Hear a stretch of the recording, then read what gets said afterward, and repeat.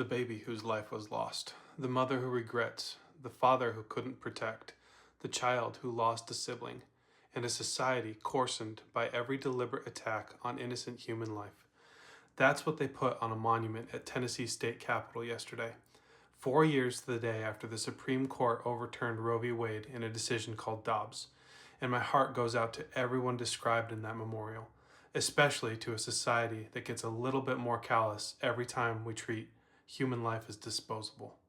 Over in Missouri, the pro-choice campaign is running ads that say this: the vote is sacred, the people are the ones who decide, and in 2024, the people of Missouri decided. Let's really think on that. They're invoking the sacred will of the people to protect the right to end the lives of the people who never got a vote. That's the contradiction they can't resolve. The most voiceless, the most helpless, the most dependent human beings on the planet, and the argument is that the people with power and a voice get to decide whether the people with no power and no voice get to live. In ancient Rome, if a child was inconvenient, the father could leave it outside to die. Just set it down and walk away. Exposure, they called it.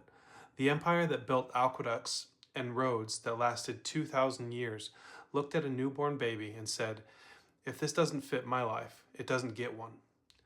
Now, most people today, including most pro-choice people, would look at that practice and call it what it is, barbaric, and they'd be right. So what exactly made it barbaric? Was it the child was unwanted? That's also the modern argument. Was it that the child was inconvenient? Same argument today. Was it that the child couldn't survive without someone choosing to care for it? Also true of every child in the womb. The only thing that changed is the location and the timeline. We didn't change the practice. We changed the language. We didn't call it exposure. We called it reproductive health care, which is interesting because it's neither reproductive nor healthy. Reproductive means creating life. This ends it. And healthy? Ask the baby. Ask the mothers who've spent years trying to forget a decision they were told was empowering. If it was barbaric then, what exactly makes it civilized now?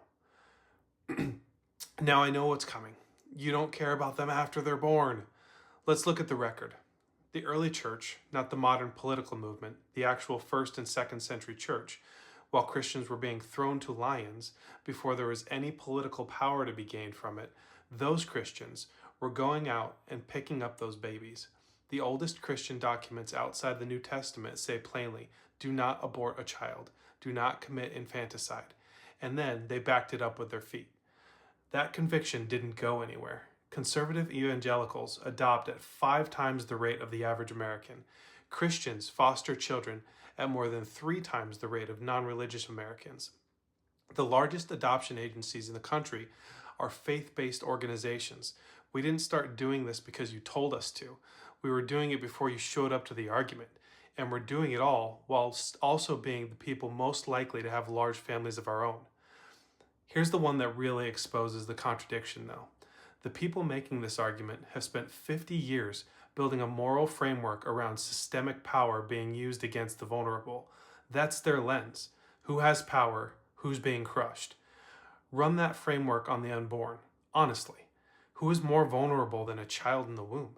No voice, no vote, no ability to flee or fight or advocate, completely dependent on the goodwill of the people around them. And who holds the power?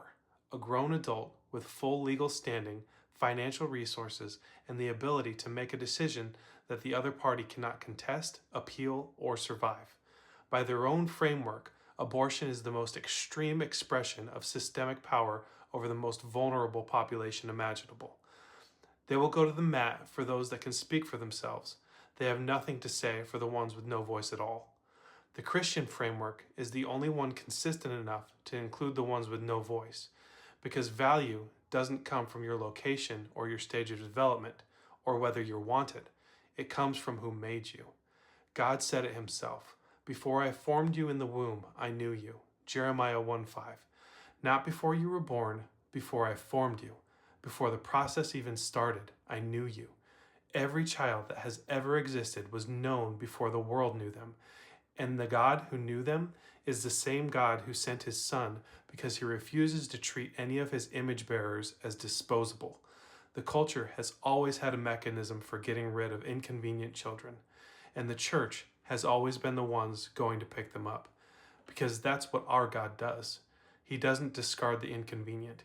He goes after them. Jesus went all the way to the cross to pick us up when we had nothing to offer and no way to save ourselves. That's the Jesus we serve. And that's why we keep showing up for the ones nobody else will show up for. So let's make a big deal about Jesus, because Jesus is a big deal.